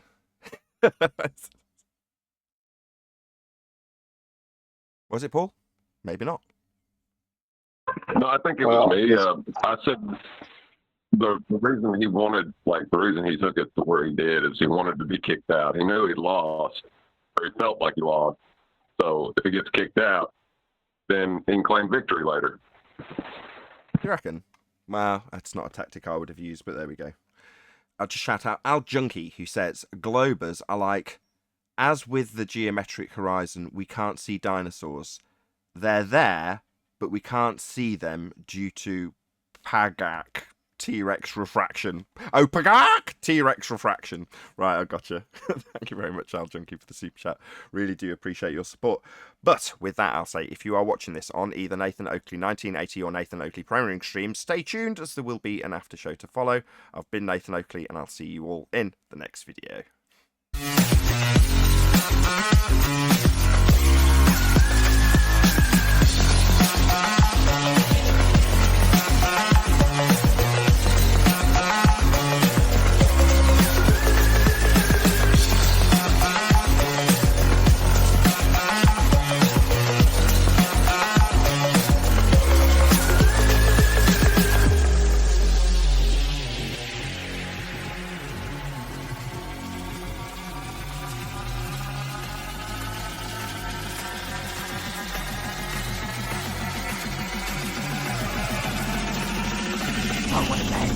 What a lovely day!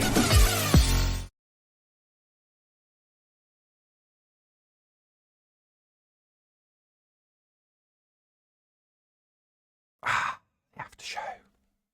Wonderful. Talk about my potential new microphone again. The live show's over.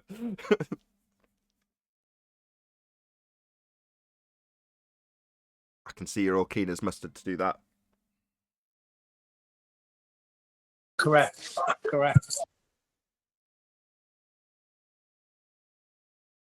Could I go with the microstate argument again? You can have a bash.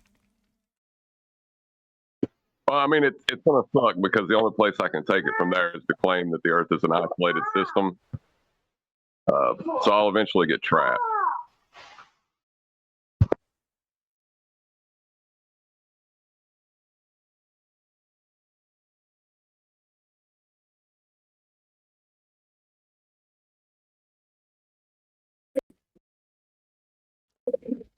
Good couple of shows last couple of days.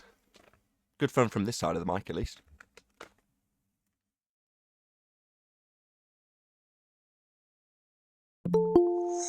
Agreed. Yeah, I was just thinking, Nathan, if you have someone that comes in and says, "Well, I went off and studied entropy," I think first couple of questions you need to ask is, "What's a microstate?" That's the first question you need to ask. If they've done any research, then they should know what that is. And then the second question is, how many microstates does the sky have? And then go from there. Hey, Brian. Long time no see. How you doing? Hey Nathan, hey everyone. Doing good. I'll come in and I'll just listen for a moment, but I'll be back in a few minutes. Just there's going to be background noise, so I can't talk. No worries. Well, the microstate argument might work if you could make Earth an isolated system, but if you did, then you could never leave Earth. So NASA would be a liar then. Well, if it was an isolated system, you couldn't have any heat either, because heat can't get in either. So you have a problem there too. Right. The sun's not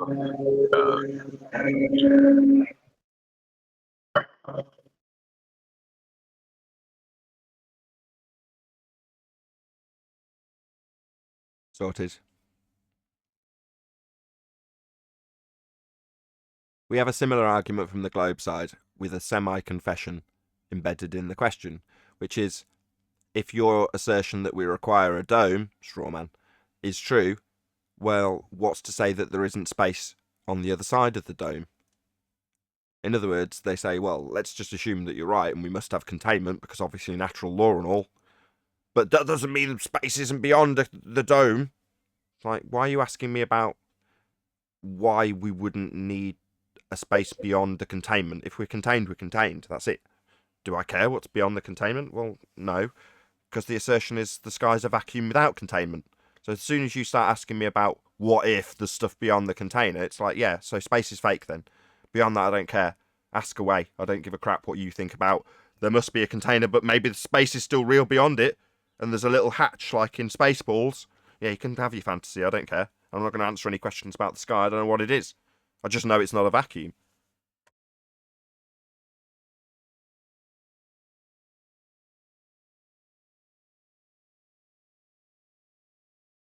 It's not really a problem if you don't think about it, though.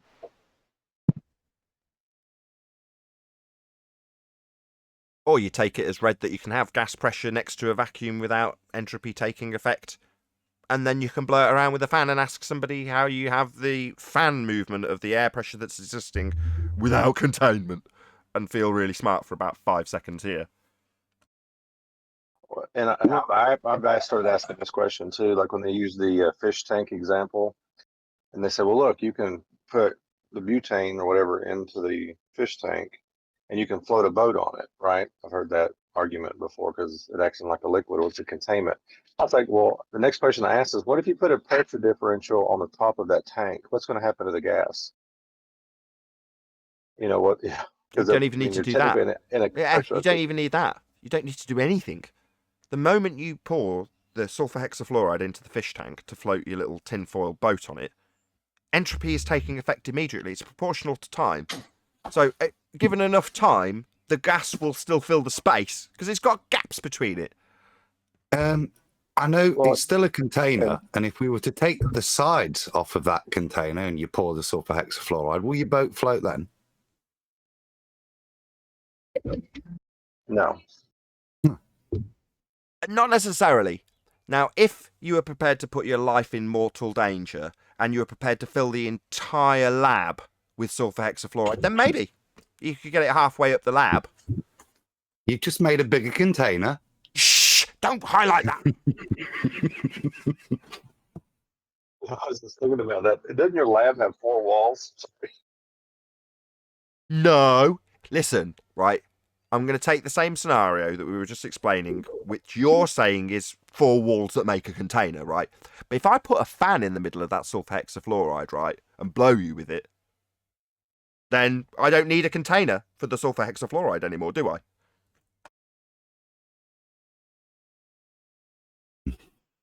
Your boat's not going to float very long.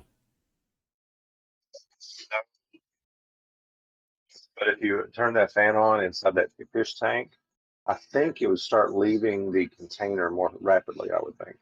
Wouldn't you guess?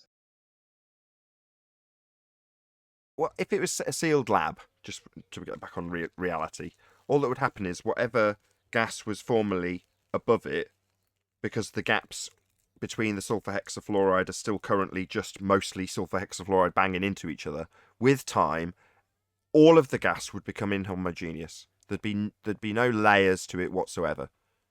It just all dissipate and all mix up. Now, if you then open the door of the lab, whatever high concentration of sulfur hexafluoride versus whatever gases were in the room to begin with would seep out into the rest of the world, and it would just dissipate throughout every other bit of space that it had. 360-1542. Julio, you're hot micing. Julio.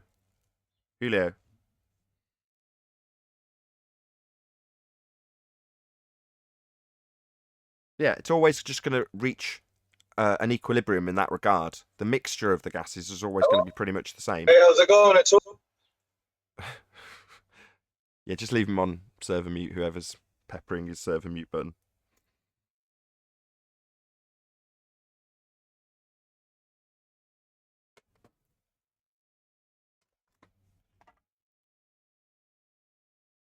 Yeah, it will always reach a mixture. Not layers.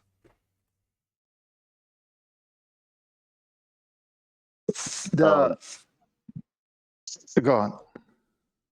I was just going to say, like, you should edit that guy saying that he didn't know anything about thermodynamics and then do SpongeBob's voice saying 24 hours later in that argument. Yeah, that's not how thermodynamics works. I've done a day's research. I was going to comment on the thing we already commented, but it's worth highlighting.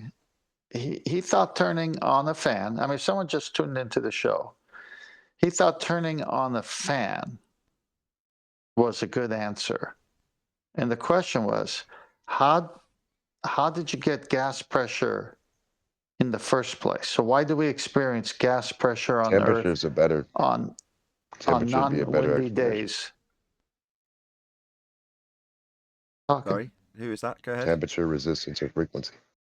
I said Well, he was temperature would have been a better responding explanation. Get it right. You've told us that you're 15 and that you're breaking the server rules and you've come back in on a sock account. Correct? Wait. That's DMOC. Oh, is it a different guy? No, I'm not a soccer. No, hey, I'm not that guy. Yeah, it's Oh, DMOC. my bad. Sorry. No, I was just saying he should have said temperature for, as a glober. That would have been the first thing I would have used, but it still eliminates the nothing of vacuum of space. So yeah. Responding to the definition of gas pressure. And so he was bringing up an example of gas particles pressing on your face because they're being pushed by a fan and saying that that's wrong, right? satisfactory as a definition for gas pressure. Well, that's my But point. even a fan, He doesn't understand that there's 14.7 psi at sea level of gas pressure. He doesn't even understand that, I don't think. well, the thing is, even a fan, even if you use the argument for temperature, a fan does increase the temperature of the air moving across it because you've got collision. If that energy is increasing inside the fan, movement of particles is increasing. It might not be a substantial increase, but it is happening. It's also just moving around the temperature that already, or the pressure that already exists. That, just like Nathan said. It's just an existing pressure being circulated. Well, he probably doesn't understand gas behavior at fundamental level. He's just equivocating it with liquid behavior and then saying they're both fluid, so it makes sense in his head somehow. I would assume so. That's how it's always been argued when anybody else has put that position across. So yeah, I'll agree with you, not because you're clairvoyant, but because that's how it's always been positioned. And also, here too. There's also this big thing that increases the pressure of the gas and causes it to expand. That's up in the sky, and I think they don't always think about that thing most of the time. Are you going to say the sun is the cause of that? Well, yeah, you said it. The sun, increases the kinetic energy of the gas, increases the heat of the gas, the temperature of the gas. So yeah, the sun does a lot of things like that. I don't actually say that anymore, just because I don't know what the sun is. So previously, when Quantum Eraser has said the sun is the biggest entropy generator there is, formally I'd agree, but there might be a mechanism behind the sun that I'm not aware of, so I can't say that anymore. I'm sorry. Well, you can kind of, in a way, at least you can argue that the light of, okay, maybe not the sun specific, but the light of the sun does increase the temperature of objects. So like, you can stand in the shade and you're cool, you stand on the sun, you're hot.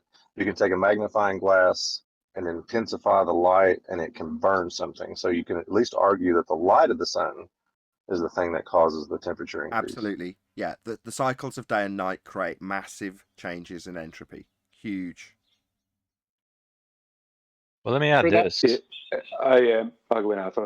Hold on, just go ahead, right? I was just going to say, because they say our atmosphere extends past the moon, it's always leaking, right?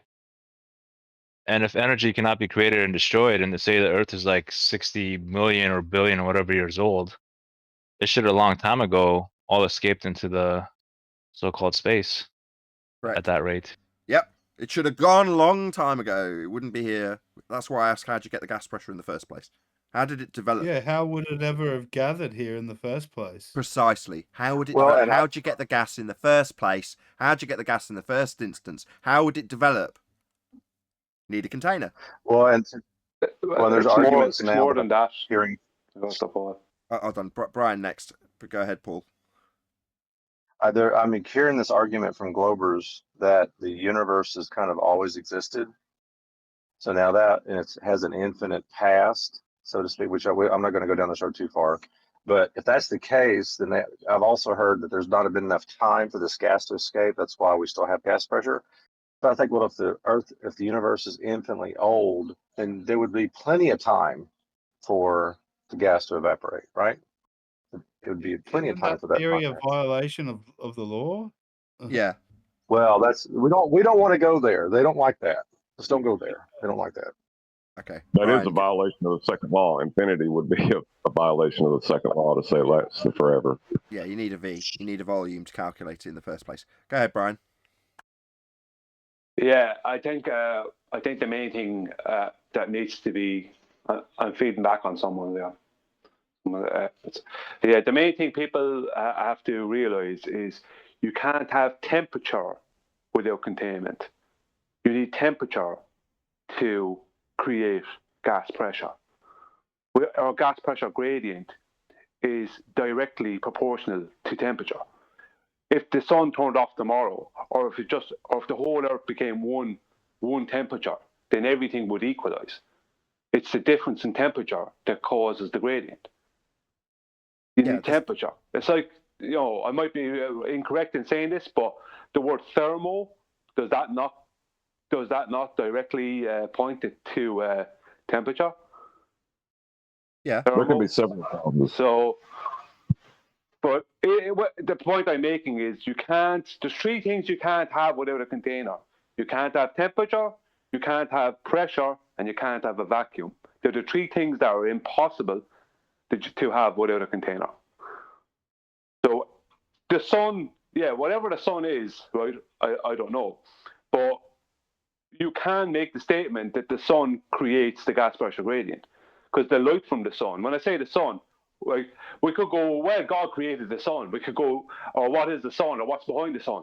But the point is that the light the sun gives us creates the gas, and the movement of the sun cycle gives us the gas pressure gradient. It makes this at 10 miles up, it makes it minus 51 degrees, and it makes it whatever, all different temperatures down at the ground level. You know, it's a basically a 51 degrees all throughout at 10 miles up, but down at the ground level, there's all different temperatures happening. So like we have a gradient because we have a dynamic system. We have a dynamic system because we have a moving sun. So it all comes back to that. Comes back to temperature. You could even say that the sun gives us time, because it's what gives us change, and change of any kind is how we measure time. So no, you're talking about entropy. The rate of change over time would be the description of entropy, but time's still going to be a concept, and the rate, if you want to base it on celestial movements, well, then you've got a varying scale, haven't you? It's not consistent. It is consistent, but it's not. How can I describe it? Because it is linear as well. What's the word I'm fishing for, Adam? I think consistent is the right word. I'm fishing still. I'm not. I think equivalent would be better. If you try and break it down into maths that we understand conceptually, you end up with stuff like leap years because it doesn't divide incorrectly. Well, doesn't that say it all?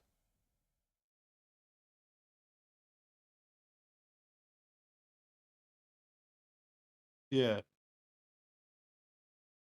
I was thinking for that guy saying a fan creates gas pressure. What if you just enter his paradigm and say, okay, so why don't the astronauts just leave the ISS to go repair something with a fan underneath them? Why do they need to have a, you know?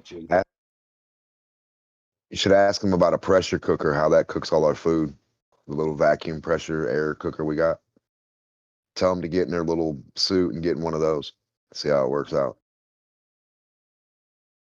I'd go with congruent, Nathan. Congruent, that's a not brilliant congruent, word. yeah. They're not in agreement or harmony, really. Adam's ace. I listened into. Sorry, Nathan. Come on. No, I'm just commending Adam for congruent. That's the right word. Okay, I listened into what that guy was saying only for a few minutes before I came on, so I didn't hear back before that. But he killed his own argument because he stated, obviously I couldn't say at the time, I wasn't on the show. He stated that NASA, that it presumes a closed system, or not NASA, but he was saying that the second law of thermodynamics presumes a closed system. Yeah. It's like, yeah, and that's what we see in reality, what can happen in a closed system. That's not how he was phrasing it, though. He was saying, but in thermodynamics, it says you must have a closed system, and my sky vacuum belief doesn't have that, so therefore the sky vacuum belief doesn't comport with thermodynamics, therefore thermodynamics is wrong. That's how he's positioning it. Yeah, but I'm just saying he killed his own argument by stating that thermodynamics presumes a closed system. It's like, yeah, because that's what we have in reality. The effects of a closed system. You can't have all these things without a closed system. I want to just read out the definition of congruent, just because it's so perfect. Congruent, adjective, in agreement or harmony. And then there's a second definition that says geometry of figures, identical in form, coinciding exactly when superimposed. Congruent, the absolute perfect word. Sorry, I just have to give Adam third props for that. I'll take them. There we go. Yeah, so that our idea and concept of time isn't congruent with the motions of the celestial objects. They don't tally perfectly.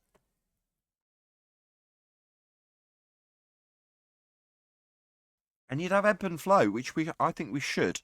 In other words, maybe there's a good argument for spending more time actually out and about doing stuff when there's more light in summer, and less time when it's cold and dark and you can't see much.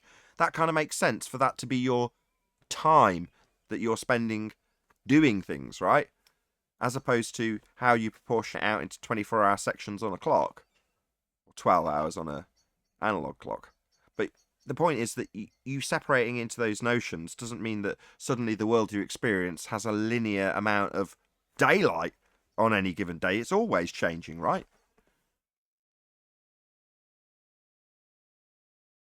How you experience time each day depends on the day and what you're doing as well. Time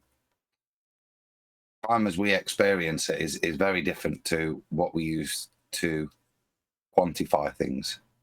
How we use time to assess, as a form of measurement. I think they're two very different things. How we experience it, hence why we have to have measures, clocks. But it's an experience, is the point, I think. Yeah. So you say, I don't know what word you used. I think it might have been an experience. How you experience it. Well, if you've ever been in any sort of mortal danger or a terrible car accident or something of that nature, you'll know exactly what I'm talking about when I say time can slow down. Now, in terms of how fast the sun's transitioning the sky at that particular moment, nothing's changed. But because your brain is having to process massive amounts of information in a very short period of time, your perception of that processing of information takes place to your perception in normal time. But a lot has happened in a very short period. Therefore, it seems like time slowed down for you to assess what's going on and figure out what your next move is when you've only got a second to do it in. And another example would be when people describe their life flashing before their eyes. Again, normally in mortal danger. And the reason you do that is so that you can get out of a life-threatening situation. So, as an example, people have described shark attacks where they've remembered that you need to put your fist or fingers into the gills of the shark because that'll get it to let go. And they've remembered it because they've heard it said in a documentary they watched 20 years ago. But in order to access that information, your brain's got to pump it all out rapidly for you to try and access the bit that's useful in that life-threatening moment. And in so doing, time slows down. No, but for you it definitely does. What you're seeing happening in that time is an eternity, so you can access the right bit of information. But time hasn't, in terms of the description of the sun or the hours on a clock, none of that's changed. But to you it has. It's all down to your perception. Yes, the time is perception. Exactly. It's meaningless outside of that.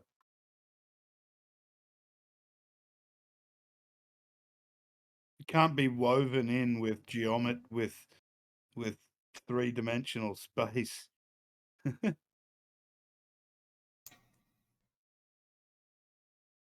Or if you're an alcoholic, you can often lose large chunks of time.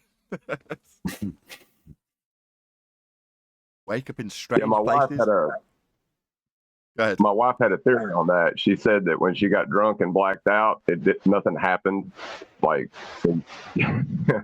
she said it was like quantum mechanics. Like, she didn't perceive it; it didn't happen. Yeah, but Kodak made quite a lot of money off that, didn't they? As did Candid Camera. Is it Candid Camera or You've Been Framed? Oh yeah, it's not a good argument, but it's funny. But equally, time can go faster under different circumstances that are less making that racket. Something old and new. Ugh. Similar circumstances where you can have time perceived to go quicker than it actually did. Normally, when you're enjoying something, you go to the beach, you're having loads of fun, you're on your surfboard, and then the day has ended, and you're like, where did the day go? I only got here 10 minutes ago. But it was actually 5 hours.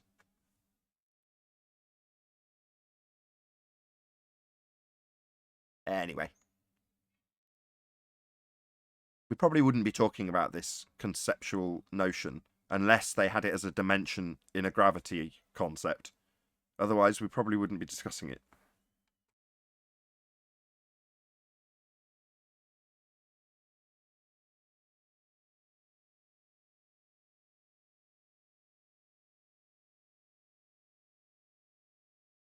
Tell you one thing I've been really enjoying recently.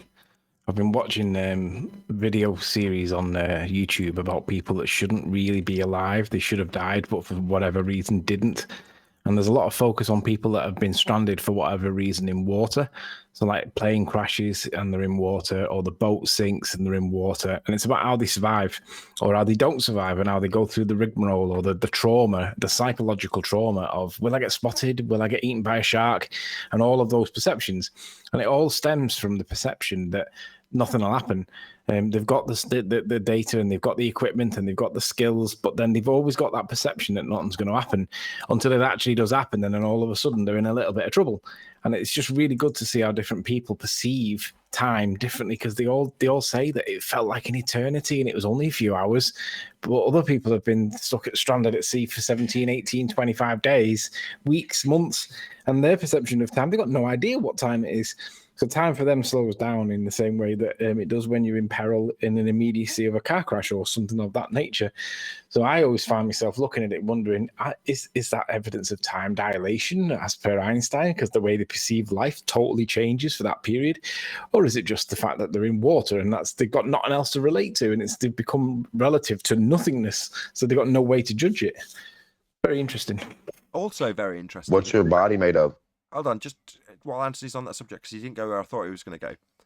So, would there be instances where people have dropped into oceans and then had a very limited viewing range, Anthony? That's enough to yeah, these guys, there were 2 or 3 guys on a boat that capsized, the rudder snapped off and water started pouring into the thing, and basically the ship sank in a couple of seconds, like less than a minute or two, right? And they said that the waves, they were only like 2 to 3 foot waves, but they couldn't see each other, and they were all in the same vicinity of each other because the waves were much bigger than the distance between their eyeballs and the water, because they were in the water. They just couldn't see each other. So a couple of waves nearby stopped you from seeing your friend until he bobbed high enough for you to be able to see, and your relative position happened to be a bob and he was a bit low and all that kind of stuff. They couldn't see each other, and they were literally meters away from each other, and I was like, wow, how small must the Earth be? Wouldn't that be an argument for physical obstruction, though? Well, Yeah, that would it's be a right on literal... perspective. Right, no, both. It's physical, literal obstruction in the form of the waves, but by way of you being low to them and a very short distance between those 2 foot waves and you, your viewing perimeter is tiny. Now you get a little bit above them, and the effect is pushed out further, but the effect is still there. And if you get really high, you can almost negate it completely, down to the limitation of the equipment that you're using and its angle, rather than foreshortening, i.e. the deck limiting the angle. But everything in between is detailed as perspective. But for the guys in the sea, it's pure perspective, right? It's just something in your way that's bigger than you are. So you can't be seen past. That's it. But if you believe that you're on a sphere, then all obstructions are Earth curve. Yet they've got waves that are bigger than them in the foreground that are literally making their visibility down to like meters. They can't see each other. They're meters away from each other. They can't see each other because they're that close to the waves that the next wave is bigger than them and they can't see behind it. But if you're on a ball, or you believe that you're on a ball, all obstructions are Earth curve, regardless of whether they are or not. It's a very 2015-esque argument, because back in the day when we were first looking at this, it became very obvious very quickly that things in the near foreground, mid-ground, can obscure things in the background. Why? Well, by way of perspective. You can have a physical obstruction of something that's in the near foreground. The deck, that's what limits your angle. Now, if it's higher than you, obviously that's really blatant in the case of your wave example, but the effect is still there as you go up in altitude. The deck limits your angle. Or to put it another way, if you were just above the waves and you could just see over them, you'd still have the exact same effect as I've just detailed. But your angle to the sky above you is as wide as it needs to be to see a plane going over. You've got no limitation to angle in that regard. Forget about the physical obstruction of the sea itself. Once it breaches that limitation going up, 10 degrees above where you're bobbing above the waves? Above that angle, you can see everything. There's nothing limiting the angle up.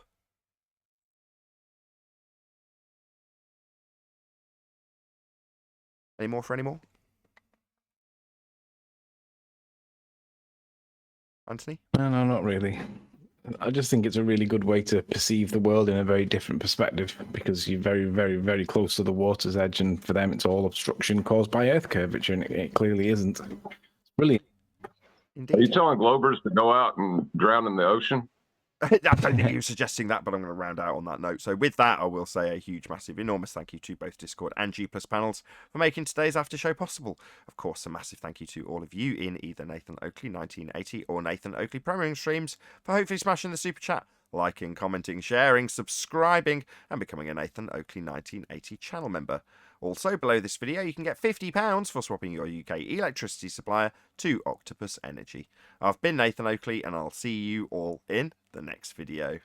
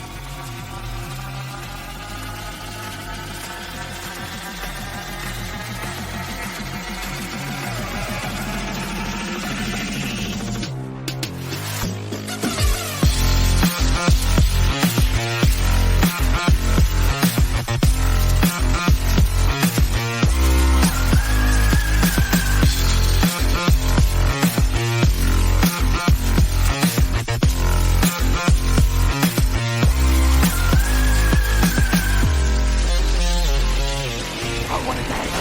What a lovely day!